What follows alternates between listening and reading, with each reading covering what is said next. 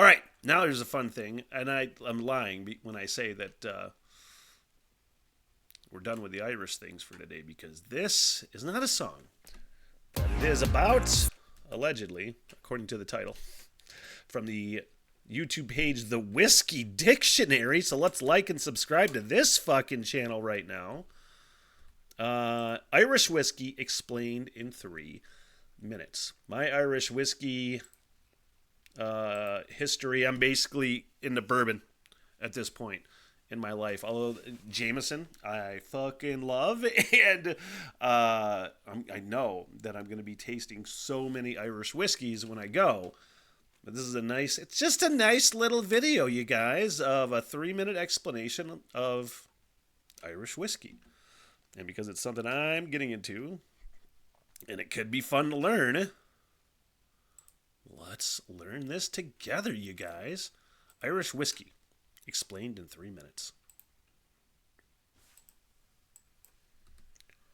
Irish whiskey, a name synonymous with coffee, Jameson, and that one dude punching the other dude in the bar. But what exactly is Irish whiskey, and why should you be drinking it? Let's start at the beginning. Irish whiskey. I say, oh yeah, like that one time that there was a fight in an Irish bar, which could be fight in any bar. The amount of jokes that are made about Irish people getting in fights at bars is kind of dumb when it happens at every other fucking bar.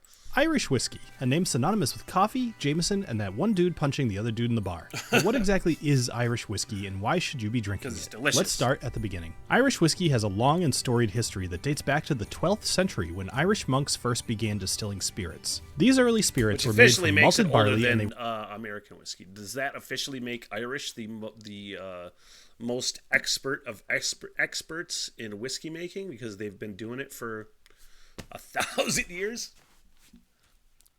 Were known for their high quality and purity. In the 16th and 17th centuries, the Irish whiskey industry began to grow as distilling techniques improved and demand for whiskey increased. By the early 19th century, Irish whiskey was the most popular spirit in the world, with over 1,000 distilleries operating in Ireland. In order to save Irish whiskey from fading away, many of these distilleries put all their eggs in one basket. John Power and Son, John Jameson and Son, and the Cork Distillery Company all merged to form the Irish Distillers Group, which allowed them to compete on the global stage and may have saved Irish whiskey altogether. Now that we know where it comes from, how about how it's made? Irish whiskey is made from a mixture of malted and unmalted barley, which is mashed with hot water to create a sugary liquid known as wort. Yeast is added to the wort, which converts the sugars into alcohol in a process known as fermentation. The resulting liquid, known as wash, is then distilled 3 times in copper pot stills to create a spirit with a high alcohol content. Irish whiskey is typically triple distilled, which means that the spirit is passed through the pot still 3 times. This process results in a smoother and more refined spirit with a higher alcohol content. That really does help. I don't know. I'd have to look at like how much bourbon is distilled.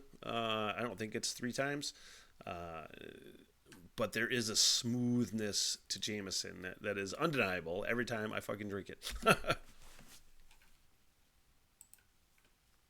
Distilled spirit. In addition to copper pot stills, some Irish whiskey producers also use column stills, which are more commonly associated with Scotch whiskey production.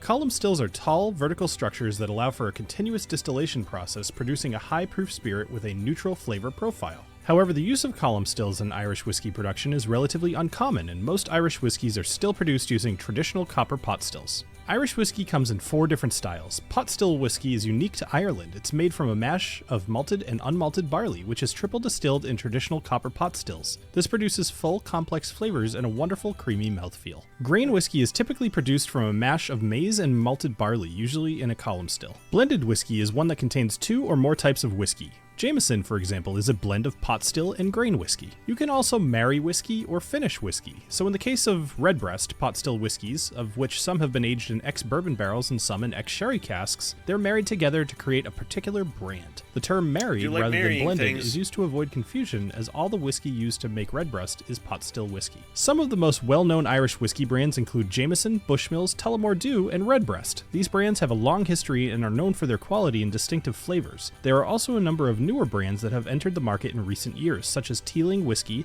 which was founded in 2012 and produces a range of single malt and blended whiskeys. The future of Irish whiskey is bright and has experienced a resurgence in recent years and is the fastest growing style of whiskey in the world, with a number of new distilleries opening up around the country. As of today, there are over 40 operational distilleries in Ireland, with more in the planning and construction stages. I hope this has been a great introduction to Irish whiskeys, and although it's the oldest style of whiskey we know of, it's something that can still taste entirely new. If you learned something new, make sure to drop a like. If you want to see more like this, let me know in the comments and hit subscribe. Have a great rest of your night. I did learn things. Thank you very, very much. I've been sitting on that for Irish a bit whiskey, now. a name synonymous. And yeah, it's like learning things, man. That was pretty basic. But how many distilleries? I think there's quite a few. And I'm not the type of person usually to take tours, but the more I see like cool, like historical whiskey tours, distillery tours in Ireland, I watch a couple of videos every once in a while, Guinness tours and things like that, and other pub tours and things like that. I'm like, I might be the tour taking kind of person now. Because it just looks so fucking cool the way they incorporate history into the tours and things like that, and that's really what I'm into. Well, that was fun, you guys. That was fun. I do like to do fun things. What the hell? Everything!